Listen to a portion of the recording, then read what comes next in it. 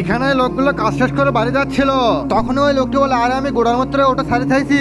এই কথা বলে সে গোড়ার মধ্যে চলে যায়। কিছুক্ষণ পরে এই লোকটি এসে বলে এই কামসুরেরা সবাই দেখি দরজা খুলে থেকে গেছে, সব ঠান্ডা হতে বেরিয়ে যাচ্ছে, আজকে সব মালিককে বলতে হবে।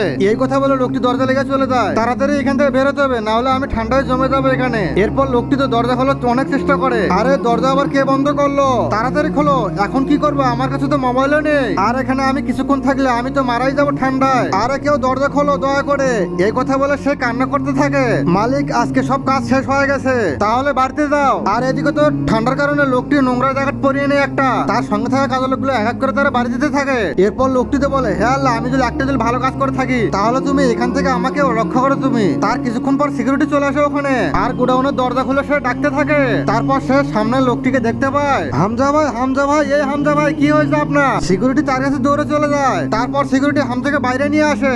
আরে ভাইজান আপনি কিভাবে জানলেন আমি ভিতরে আটকে আছি? তার আগে দেখবো কে কে শতানকারী আল্লাহকে ভালোবাসে।